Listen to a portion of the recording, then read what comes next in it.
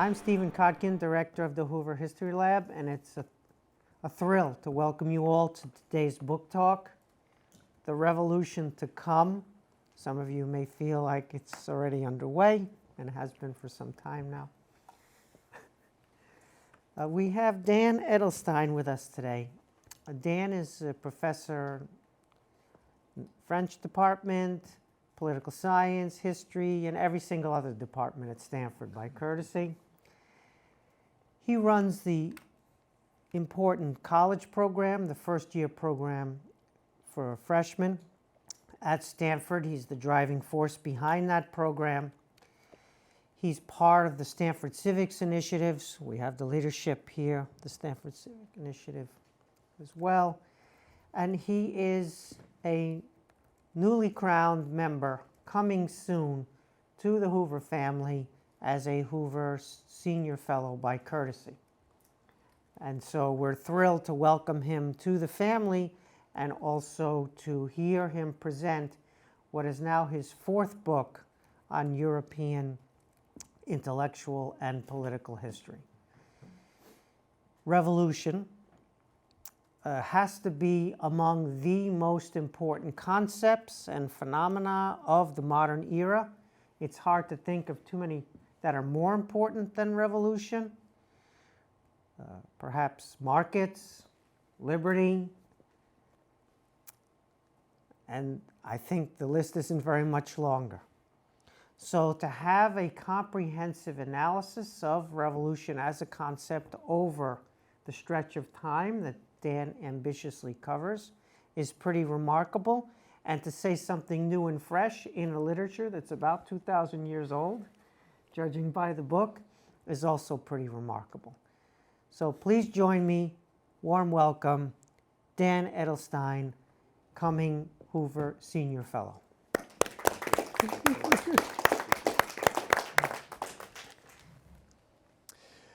Thanks. Well, so this is, as Steve mentioned, my fourth book on this sort of broad topic. And in some respects, this is a book that, embarrassingly, I've been working on for over a decade, actually, ever since I finished my first book, which was on the terror of the French Revolution. And at that time, I was struggling with this not really a problem, but trying to understand almost something obvious. And the obvious thing was that the French Revolution has this sort of world historical quality that I think most people would agree is kind of missing from the American Revolution, that the French Revolution just was such a transformative moment in history, would be the model for so many other revolutions.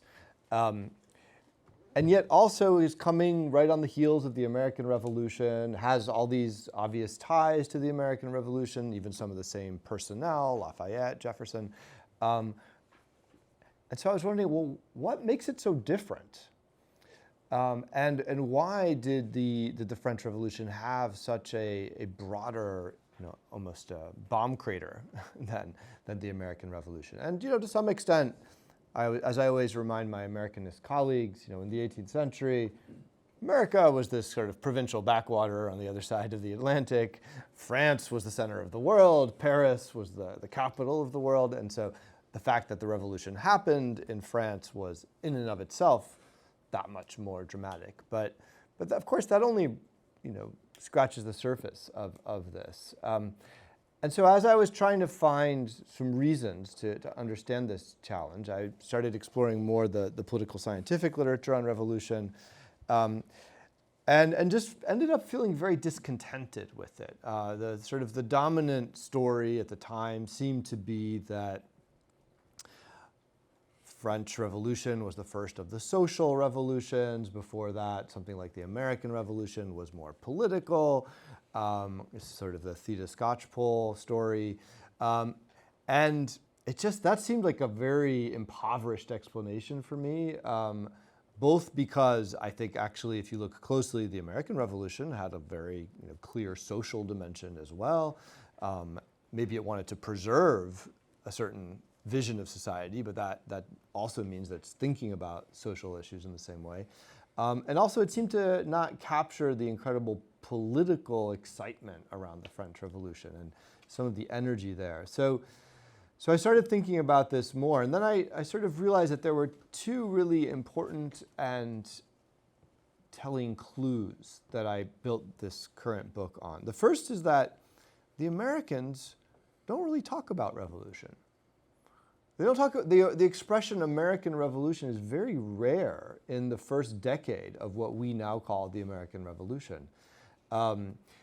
It's something that gets retrospectively applied to it, but they're not writing to each other saying, hey, this revolution that we're doing is pretty awesome, isn't it? If anything, they still seem to view the word revolution as a bad thing, something you kind of want to avoid. Thomas Paine does not use the word revolution in Common Sense, except for one time, and it's in reference to the Glorious Revolution. And indeed, the only American founding father who does talk about revolution to any degree is Adams. And that's quite interesting also because Adams is often, I think, somewhat unfairly seen as the more conservative of the founding fathers. And if you trace it, like why does Adams talk about revolution more than anyone else? Again, it's because he sees this really strong parallel between 1775, 1706, and the Glorious Revolution. And that's the framework he brings. When he starts to use the word revolution, it's actually to say, we, the American colonists, are being faithful to the, quote, revolution principles that have guided British politics since 1688. And so it is, in effect, a conservative move that he's making to say, like, you can't criticize us. We're just actually being more faithful than you, the British, are to your policies. So that was one interesting thing. Why is it that the French, from the very beginning, vive la révolution, they're all in. They're embracing this term. They're embracing this concept. They're calling it the French Revolution from day one. So that was an interesting clue, like what's changed there.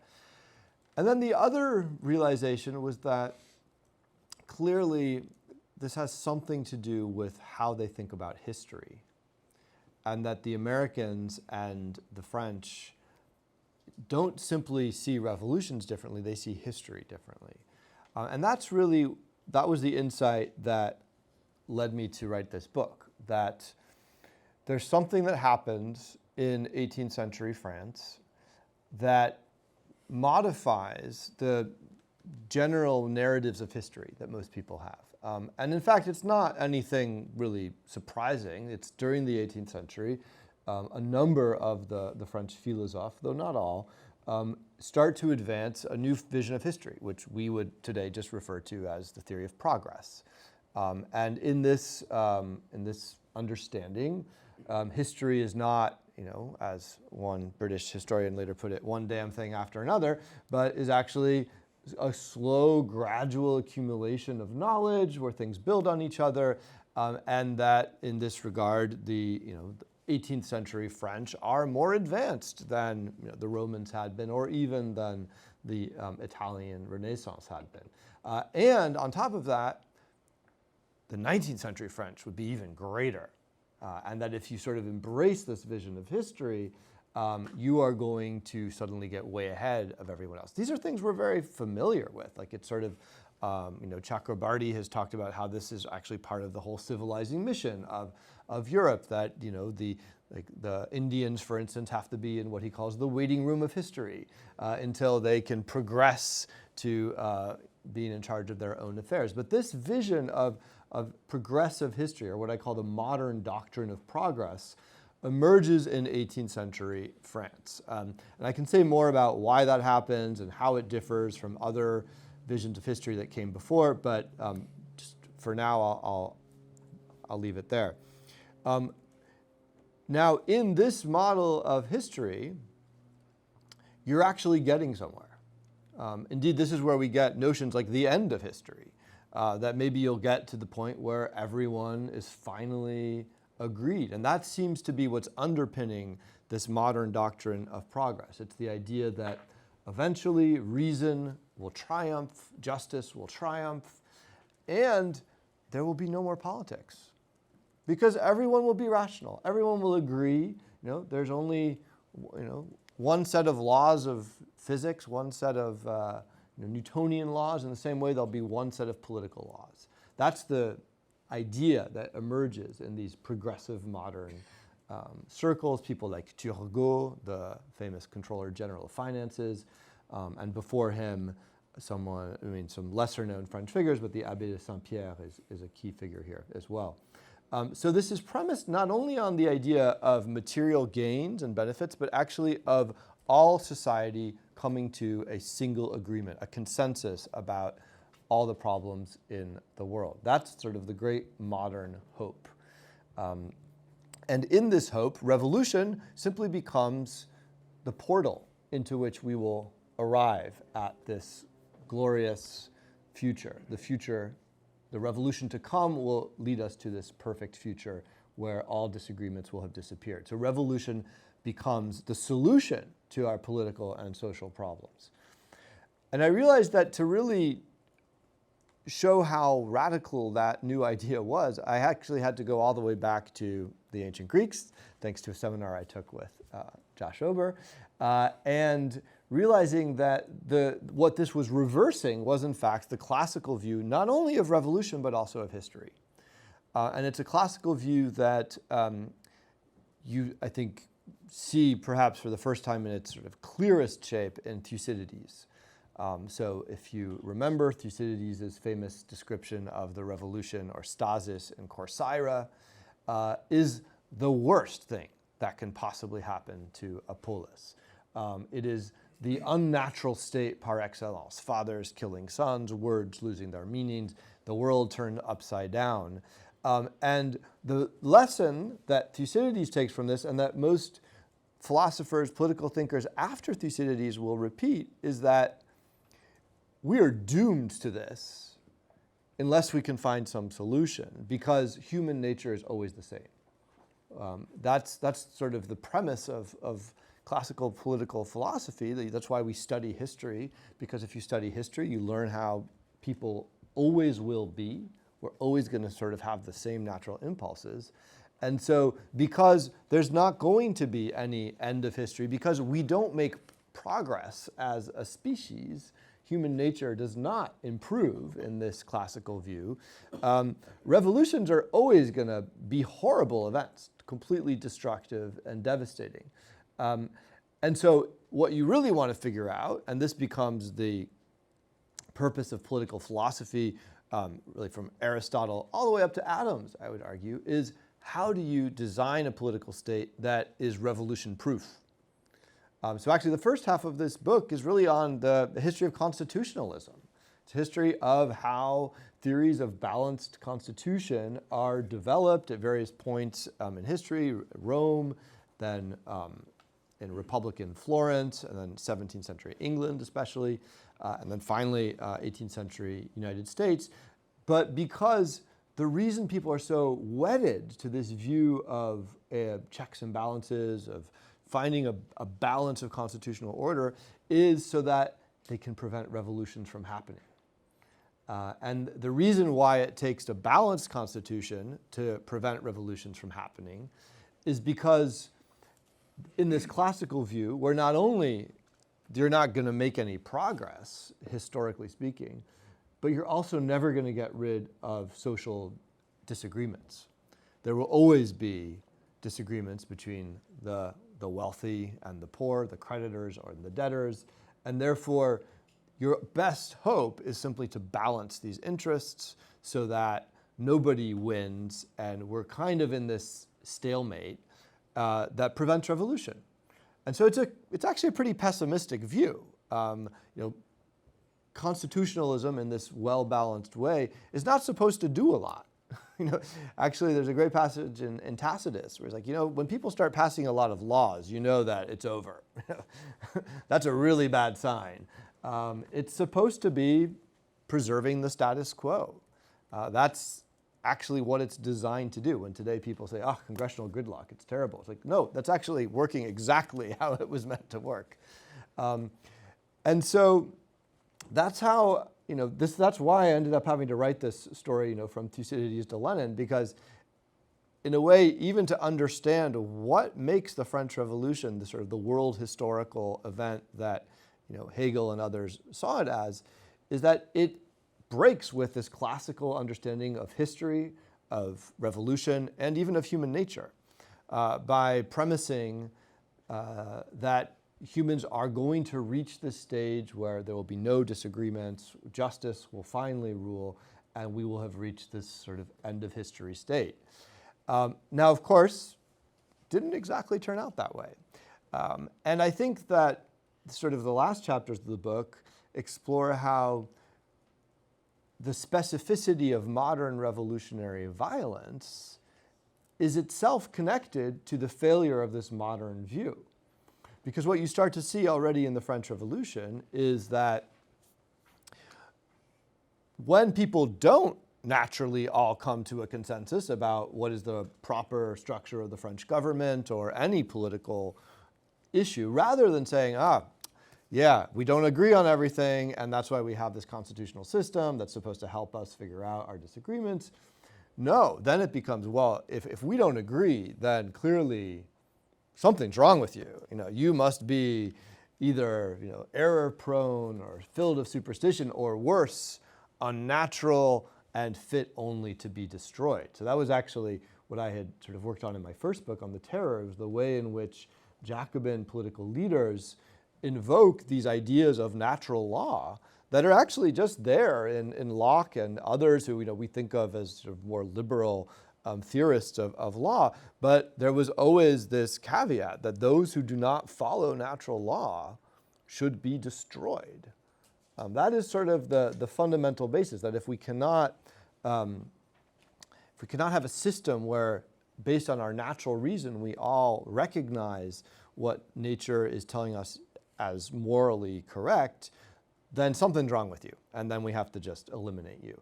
And then that sort of becomes the modern vision, on steroids. And I'll just maybe end my opening remarks by pointing out that I think that that's what accounts for the tragedy of the modern revolution, is that the American Revolution was actually probably almost as violent as the French Revolution. Most of the violence actually happened before.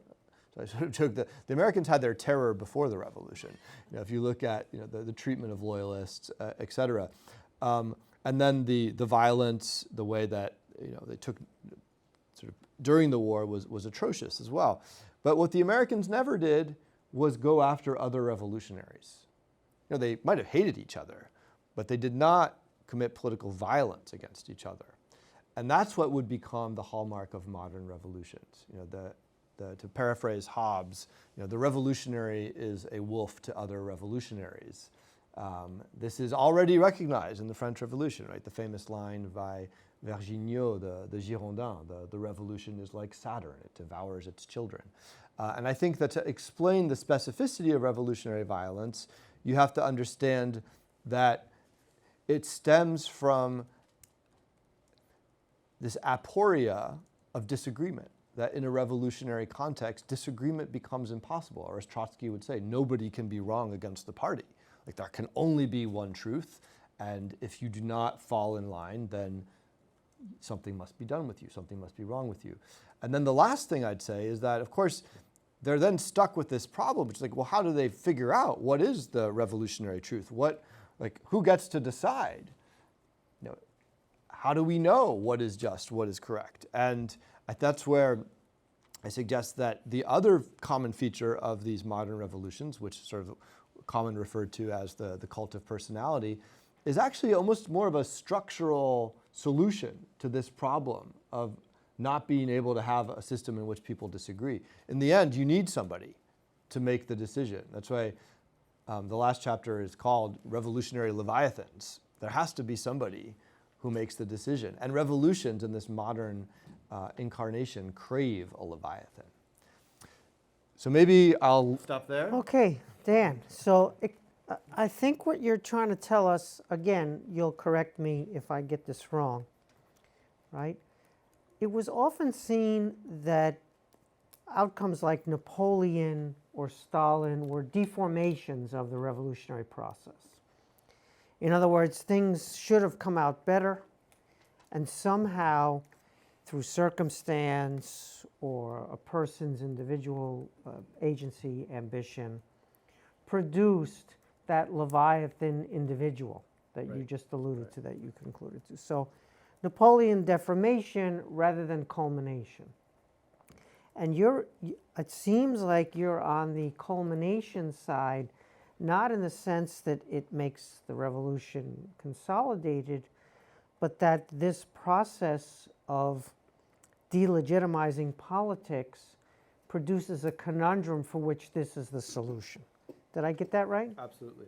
So we would then expect just about every case of revolution to push in this direction, whether it achieves this way out of the dilemma or not. This is the dynamic that we would expect. So that's what we might call a negative view of revolutionary process and the desirability of revolution.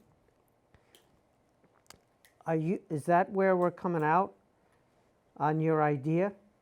Revolution is a positive for a great, I would say the majority of the time since the French Revolution. It's seen as a step forward, as necessary, as hopeful, as containing possible futures that are superior.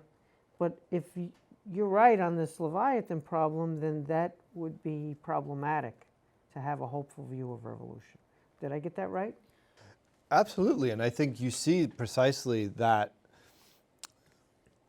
that tension in just about every modern revolution of the 19th and 20th centuries, that the sort of the incredible excitement, enthusiasm that happens at that moment precisely because of this sense of unlimited future possibility, but you can't have multiple perfect futures, right? If you believe that everything's going to get resolved, then that's a very unidirectional way of imagining progress. And I think it's also fueled, especially in the 19th century, by all of these utopian writers who are incredibly detailed about what this great future is going to look like. Somebody like the Phalanstère guy. I'm sorry, I'm having a brain moment. Fourier. Yes. Fourier, who has the phalansteries idea. He actually tells you the dimensions of the hallways in his phalansteries. I mean, this is a science of the future that they're all envisaging, and so it's actually very anti-pluralistic. I think that's what it comes down to. So we have all the cases we know: Napoleon, Stalin, Mao, and then we could go on to the smaller version, smaller only in the number of victims, not in their ambitions.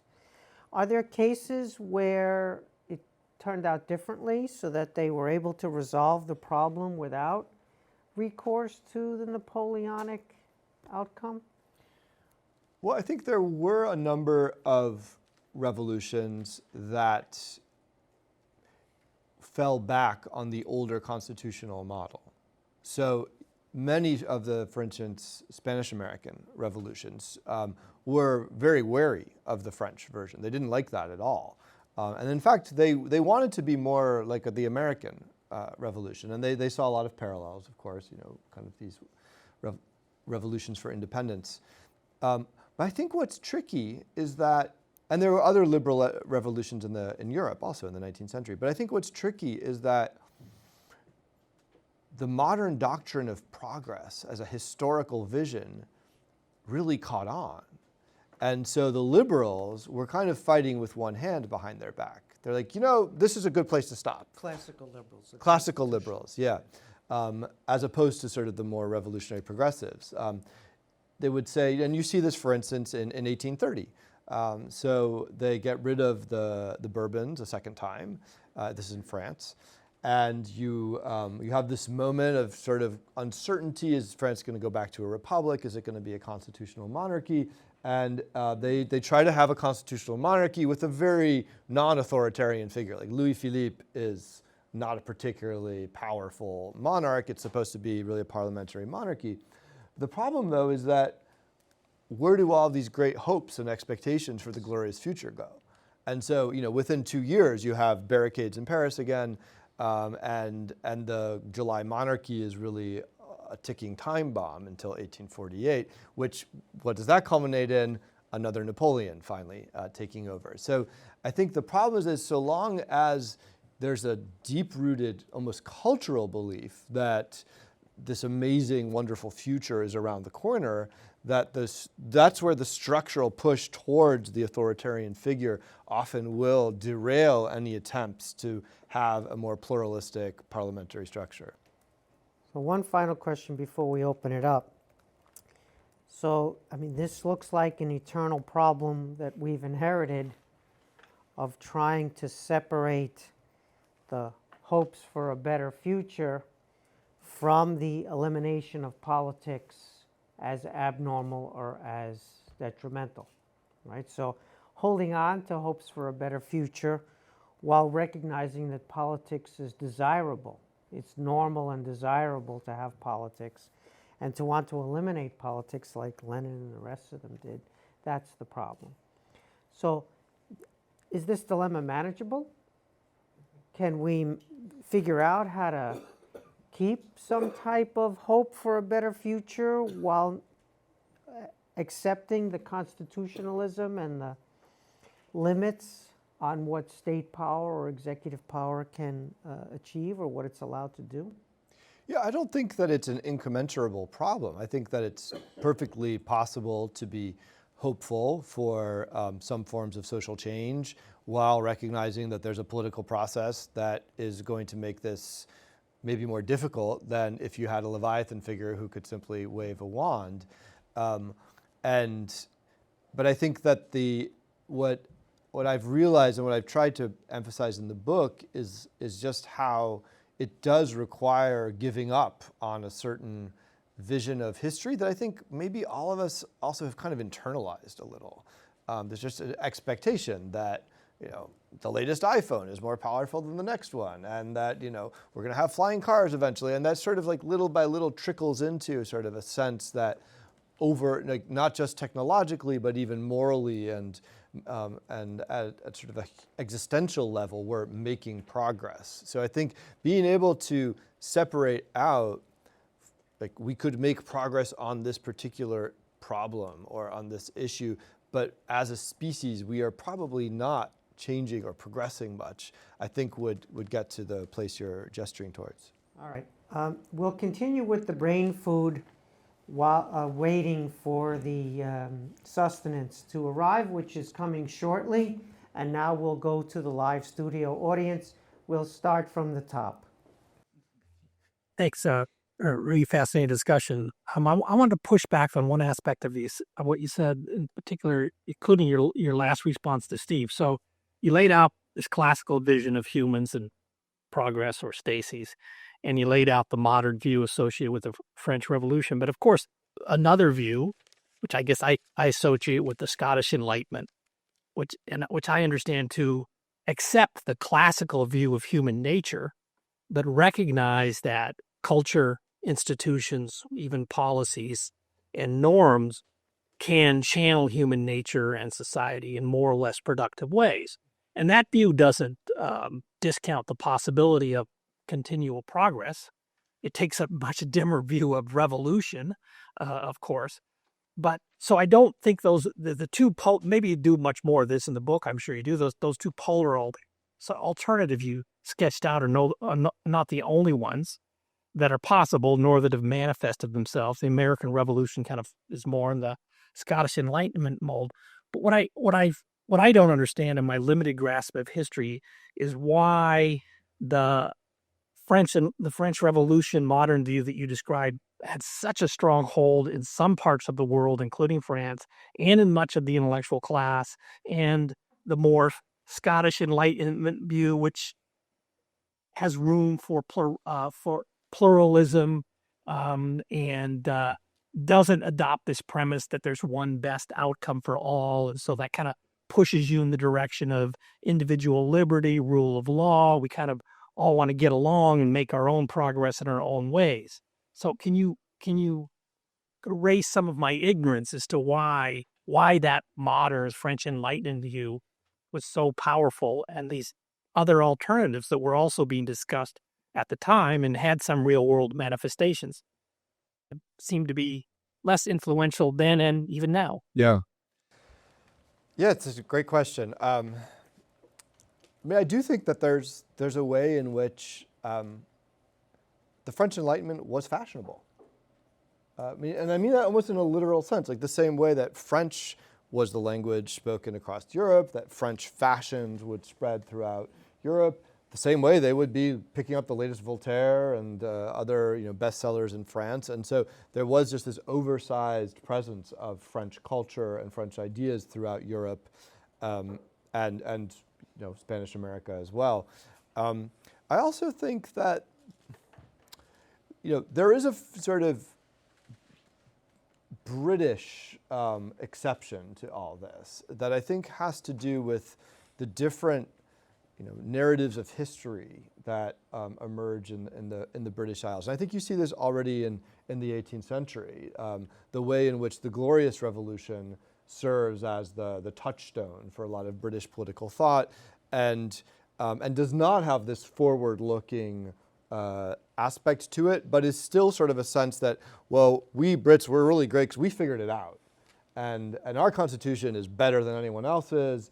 And all we have to do now is stick to it, right? So it's interesting, even if you sort of look at like the more progressive figures in England in the 18th century, they're always going back to 1688. I also think that there's a bit of a, I mean, it depends when we're talking about Scottish Enlightenment. There's lots of different people here, but I think a common mistake I've seen is people say, well, the Scots believed in progress, but it wasn't sort of the same utopian style progress as the French. But actually, I think the Scottish had a very classical idea of progress. So, what are they famous for? The stadial view of history, right? Of like you start with savages, then you get to barbarians, and you end up at the civilization. You find that in Cicero and Lucretius. It's not a modern idea at all. And in fact, when they're talking about civilization in that sense, they're not saying, and we, the Scots or the British have sort of come to a higher point of civilization. They're saying, no, we're like the Romans and the Greeks. And then we kind of stop here. And that's exactly what someone like Lucretius would say in his anthropology. It's like, well, we didn't used to have all these art and life used to be really rough, but now that we're like Rome, age of Augustus, like you can't surpass this. And so I think I still see that a lot in the Scottish Enlightenment, that there's not really much further to go, but it's also not necessarily a vision of continual historical progress. But again, there's a lot of different people we could look at here. We've got Phil Zellico, then Anthony, then Josh, and then Norm. So this is terrific. And my first really fundamental question to put very simply is liberty revolutionary? Yeah, right. So I was converted long ago by R.R. Palmer. All right. Great historian. And so I think liberty in the earlier in the 18th century, and including even in the Scottish Enlightenment, is actually regarded as a somewhat conservative concept. That is, privileges and liberties that are being protected. There is a point, though, at which the concept of liberty is expanding to handle modernity. And it very much is, by the end of the 18th century, it very much includes liberty of thought, people being liberal-minded, opposition to religious dogma, openness to merit, and therefore takes on this extraordinary role opposing hereditary aristocracy, which it equates with tyranny. And then, of course, it's then regarding the king and the colonies, of course, as basically exploiting modernity to create new mercantile monopolies and a royal tyranny, etc. All right. So there's an argument then that the advocates of liberty by the late 18th and early 19th century are actually regarding liberty as a revolutionary concept, but there's also a sense in which it is a revolution, but it's kind of a one-time revolution, because once you install the system of ordered liberty copes with modernity. And this is in a way where I think you're setting up this really interesting argument. It's because actually for a while there, revolution is this enormously popular positive concept that's then applied to all these technological and economic phenomena, market revolution, industrial revolution, many things. And but then there is this question is, since there's all this technological and economic change, is liberty actually can't cope with modernity. You need a stronger theory of progress than liberty can handle. And therefore, people are trying to adopt the mantle of the only true revolution is the continuing revolution that then requires the kind of, shall we say, purposeful direction that you're alluding to. So I kind of start then from this fundamental question is, do you regard liberty as revolutionary? In order to then I end up with, can revolutionary liberty cope with modernity? Or is its claim is that it's a one-shot, and then you've created a system of pragmatic evolution that copes. And then the continuing, as you kind of follow the arc of your story, these are people nope, it doesn't cope, you need something else. But I'm trying to relate that's an argument that actually flows from your provocation, and I don't know whether I'm disagreeing with you or agreeing with you.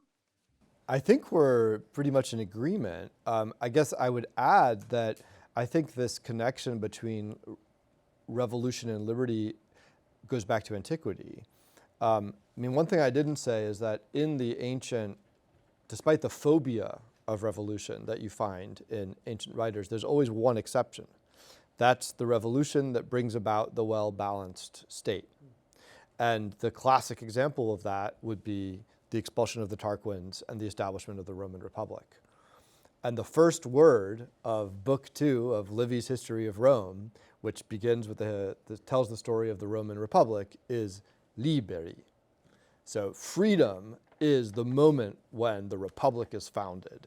And this will become central to Roman political thought as well. And I think from there, it will carry into early modern thinking about freedom and revolution. So, Machiavelli's big on liberty. That's what the discourses are all about. And it will carry all the way up into the French Revolution. After all, liberté, égalité, fraternité, it's there from the beginning. But I think you're totally correct that as revolution, even in the French case, evolves, it's not seen as enough.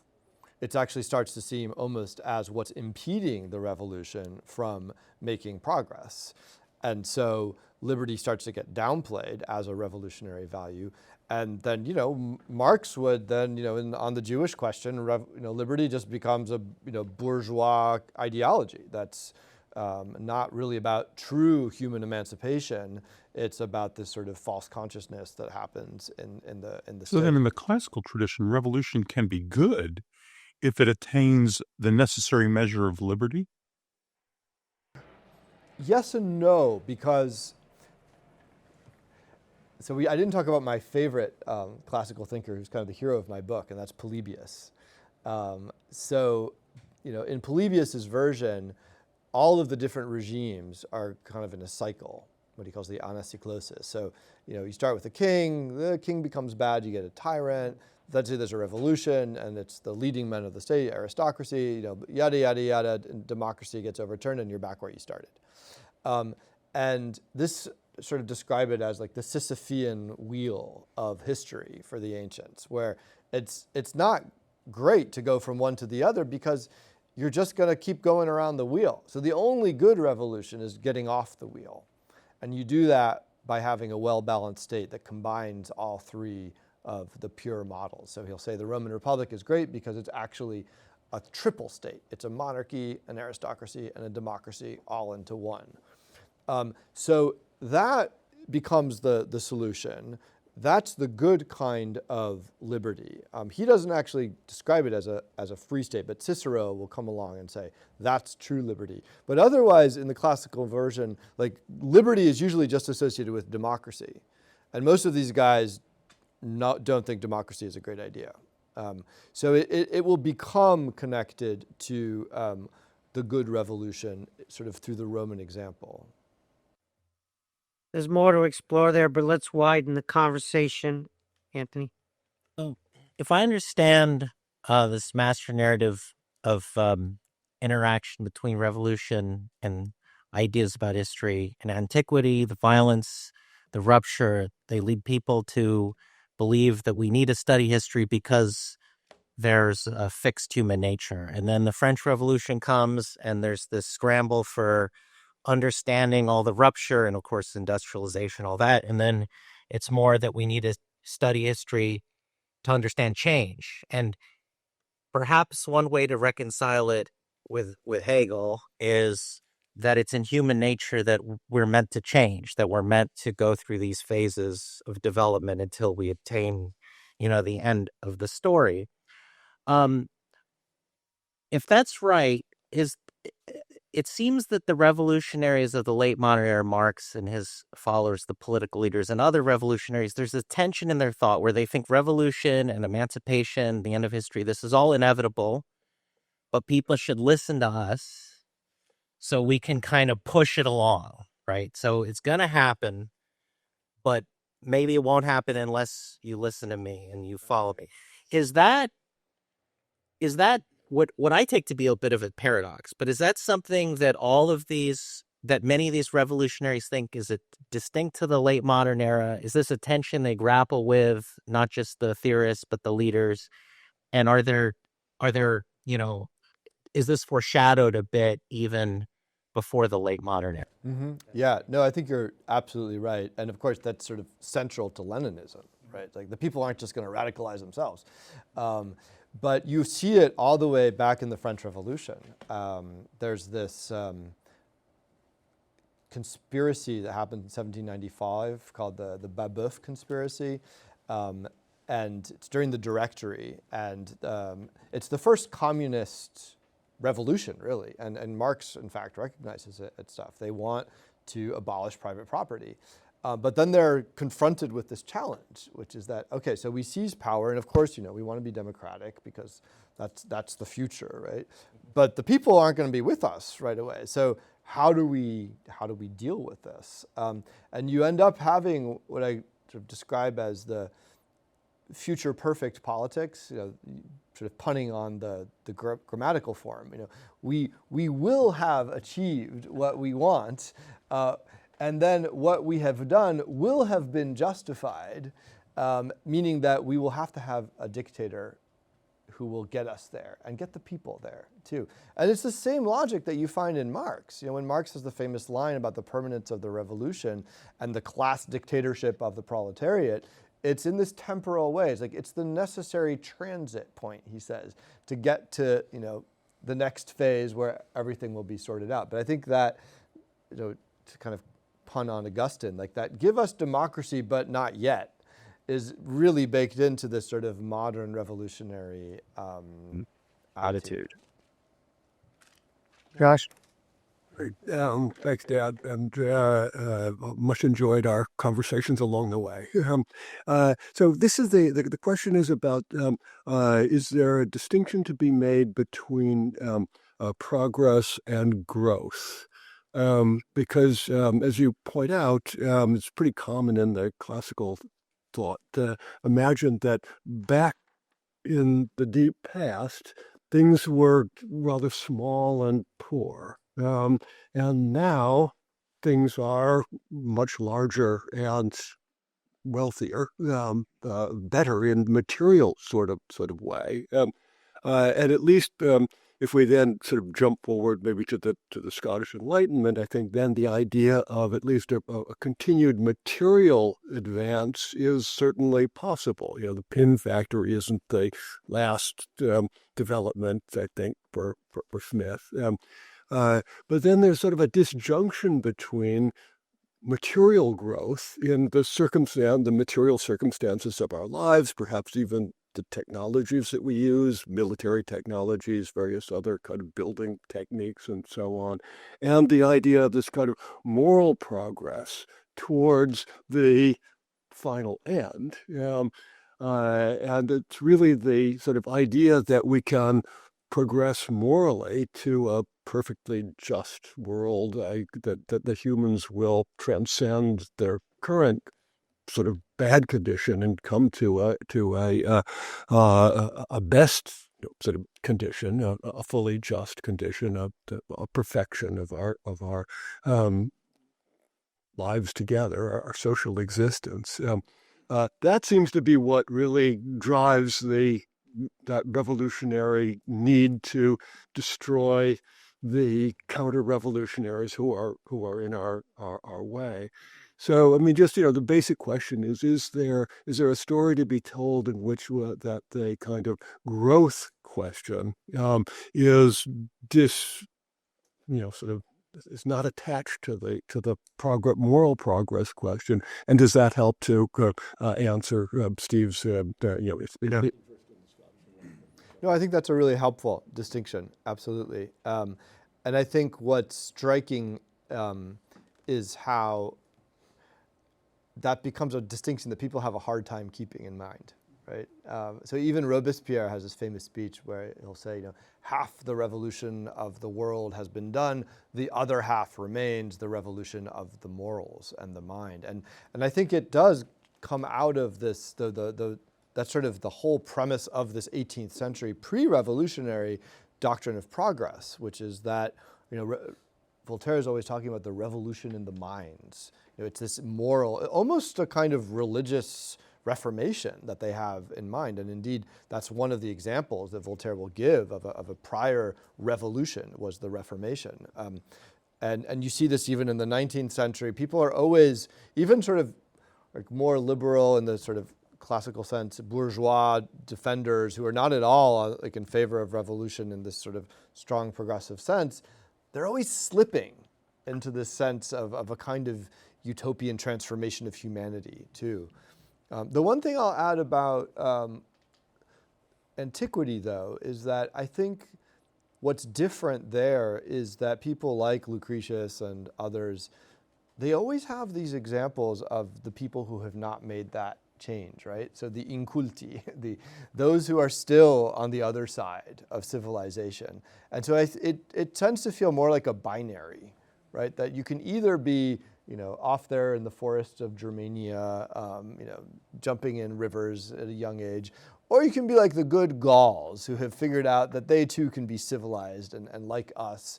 But then it kind of ends, right? So the continuous growth, maybe that is sort of perhaps what the Scots figure out, right? That there can be this more gradual, wealth of nations and prosperity that is not indexed to moral progress. Norman? Thank you, Dan. Nice to see you here. I kept thinking during your presentation about sort of other revolutions that are anti-colonial revolutions, that are national revolutions, the Polish revolutions of the 19th century, in which elites within the Polish lands or outside, Czartoryski's a famous link between the French Revolution, I think, and the 1830s Polish Revolution. So how does that fit in to your kind of sense of how revolution takes place? These are not social revolutions. In other words, there's a link, a long durée of social revolutions, which we've always studied, Crane Brinton and others, that go up through Lenin and the Chinese and so on. But how do national revolutions and anti-colonial revolutions then fit in to this, very capacious term? I mean, it is an important term, but it's also so capacious, as Philip was pointing out too, in other ways, that can be bothersome. And then I was thinking about the American Revolution too, which is essentially an anti-colonial revolution, establishing elites that are already there. I mean, they have social components, right? I mean, even the Polish revolutions have social components. Marx loved the Polish revolutions because it was anti-Russian, but how does that fit in this kind of trajectory, this longue durée that you're painting for us? Great question. So I do actually distinguish between sort of two legacies of the French Revolution. One I call the liberal legacy, and the other the progressive legacy. And the liberal legacy is exactly this sort of Polish nationalism. It's all of, it's Spain, Cadiz, it's Portugal, and it's at first most of the Spanish American revolutions as well. And I sort of see that as a kind of a soft modernism, in the sense that they still believe that, like, this is the future. The future is to have liberal constitutional government, and sort of, if you're not like on board with that, then you're a reactionary. And so it's sort of a softer version of the doctrine of progress that sees liberalism sort of as the nec plus ultra. I actually have a chapter where I argue that Napoleon is the founder of this, because Napoleon's whole deal is to say, look, politics is too messy. All you really want are rights, so I'll give you rights, at least sometimes, and I'll take care of politics, and then you can just go about your business. And that actually sort of, in many respects, will become the model for a lot of European liberals, where, like, democracy, we don't really want that. Give people rights and leave politics to the elites. The 1848 revolutions that would fit in. Yeah, exactly. For the most part, yeah. But then it's always in tension with the more progressive, who are saying, like, what kind of vision of history is this? Like, we want the second half as well. Although I would say with the Americans, I mean, I'm very convinced by Eric Nelson's book on called The Royalist Revolution, that the Americans are still looking to the British Constitution as, like, the best you could do. And I know that some Americanists, like, bristle at that idea, but it seems pretty convincing to me. That's sort of what I mean. I mean, it's, in that sense, the French Revolution, American Revolution are really polar opposites. Yeah, exactly. So if I can triangulate, we're about to close the formal part of our discussion, and you'll get the sustenance in a moment. So I think both Steve Davis and Phil Zellico and some others are pushing you on this. So this was my primitive understanding before I read the book. You have constitutionalism, classical liberalism, separation of powers, limits on executive power in some fashion, before the modern social era.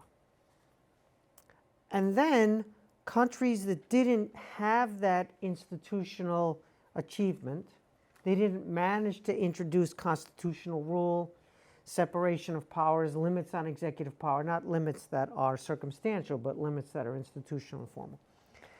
It's too late, because now we're in the modern era with the social revolution.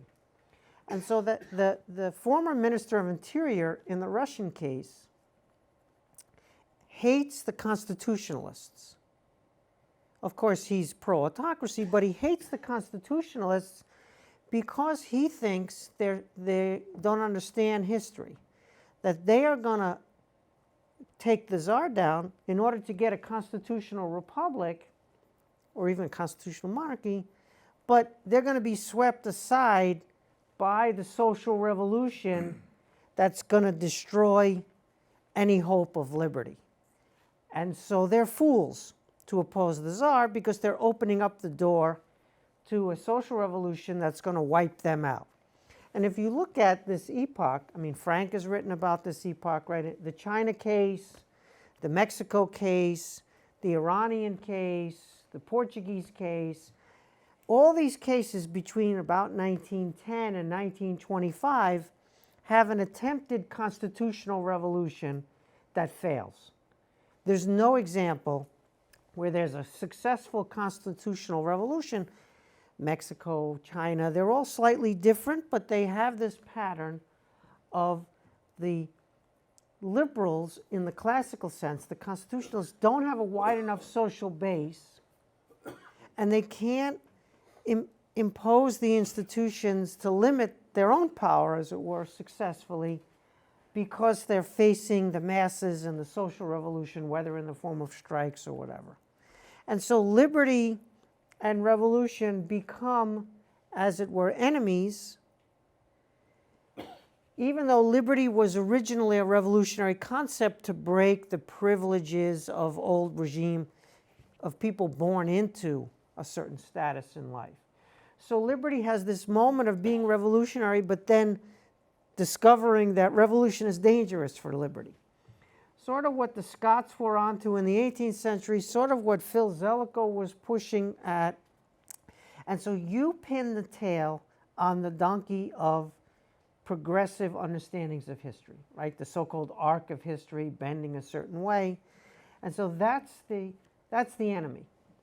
In other words, if we allow the progressives into the room, they take over Stanford, or whatever the metaphor you prefer, right? Before you blink your eye. But what other people are suggesting is that there's this social component, not solely a progressive theory of history, of incorporating the masses into a polity, right? Not just making a constitutional order, but making a constitutional order in which peasants or farmers and industrial workers and artisans are part of the polity. They are citizens in the full sense, whether they own property or not, right? And everybody's a citizen, including all of these people who might not be as educated, might not own property. And so it's the social problem that swamps the constitutional orders, not solely or even predominantly the idea, the concept of the progressive notions that tell you you're only going to move in one direction and listen to me because you have no choice. That's the direction that history is going. So how do we reconcile the intellectual history on the progress side, which is deep and fundamental, and I don't think any of us are going to deny its effects because we've been living through it, with the social dimension that was more my understanding before I entered into your framework? I mean, I'm reminded of what Marx says in 1848 when, after the presidential election, which is that, let the people vote and you get a Bonaparte. Mm-hmm. And I think what he's pointing out there is that in a empirical sense, the broad masses of society are not necessarily the ones who are pushing for the social transformation of the state. They can actually be much more conservative. And I think the same probably holds true in the Russian case. Like the peasants are not, fodder for the Bolsheviks. No, unified Germany, Bismarck figures this out. Right. After Napoleon. So, as Raymond Aron put it, communism is the opium of the intellectuals, right? And I think that this is, I do feel like this is more of a kind of intra-intellectual elite story about which direction does the revolution go in. And that most of the time the masses end up being kind of dragged along unwillingly. So not to say that ideas rule the world and that there are no social contexts here, but to me it does seem like there's a power, a scary and incredibly strong power to this idea of revolution that's going to lead us to a point where we just won't need politics anymore. And it seems like that really drives a lot of the story. Ladies and gentlemen, let's give it up, Dan Edelstein. Thank you. Thank you so much.